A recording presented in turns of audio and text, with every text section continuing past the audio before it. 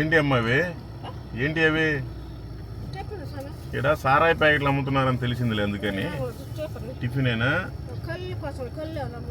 కళ్ళు అమ్ముతారా? నీ పేరేం పేరు? వరలక్ష్మి. ఏ ఊరు మీది? ఓకే. నీకు యేసు ప్రభు తెలుసా? ఆయన మంచి దేవుడు, ఆయన నమ్ముకో. చర్చికి వెళ్తావా నువ్వు?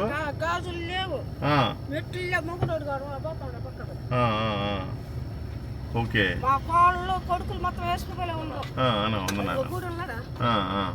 బాప్టిజం తీసుకున్నావా? నువ్వు బాప్టిజం తీసుకున్నావా అంటున్నా. వందనాలన్నా. ఏ ఊరన్నా మీది? Okay okay okay. మీరేంటి ఎలక్ట్రీషియనా ఏంటి?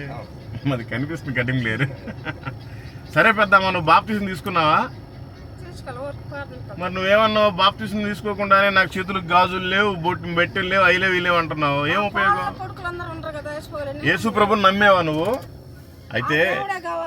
అయితే చూడు, అక్కడే బైబిల్ వాక్యం ఏమని చెప్తుందంటే, నమ్మి బాప్తిసం పొందినవాడు రక్షింపబడునని ఉంది. అంతేగా నువ్వు నమ్మే బాప్తిసం తీసుకోవాలా, నువ్వు చచ్చిపోతే నరకానికి వెళ్ళిపోతావు.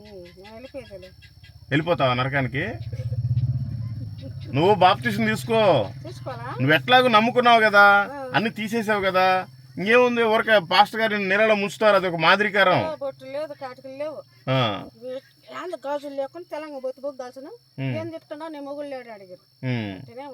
ఇక్కడ ఈ లోకంలో చిన్న చిన్న అవమానాలు ఉంటాయి, కానీ మనకి పరలోకంలో మంచి బహుమానం ఉంటది. నువ్వు నమ్మావు కానీ బాప్తిసం తీసుకో. నువ్వు నమ్మినంత మాత్రం నీకు రక్షణ లేదు. బాప్తిసం తీసుకుంటేనే నువ్వు రక్షింపబడ్డట్టు. సరేనా? తీసుకో. దేవుడు నిన్ను నీ కుటుంబాన్ని దీవించి ఆశీర్వదించును గాక. అనుకుంటే ఉపయోగం ఏం లేదు, నీకు రక్షణ కావాలి. సరేనా? Okay, thank you. వెళ్ళండి. మరి ఏం పని చేస్తుంటారు? Okay okay okay.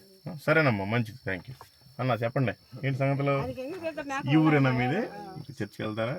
ఓకే, మంచిది. థ్యాంక్ యూ అన్నా. ఓకే, బాప్తిసం తీసుకో. నేడే రక్షణ దినం, రేపు అనే రోజు మనది కాదు. ఈ రోజున చనిపోతే ప్రభుకి లెక్క చెప్పాలి. రెండే రెండు ఉంటాయి పైన, స్వర్గం నరకం. ఎక్కడికి నీ ప్రయాణం? పరలోకం వెళ్ళాలంటే నువ్వు బాప్తిసం తీసుకోవాలి. సరేనా?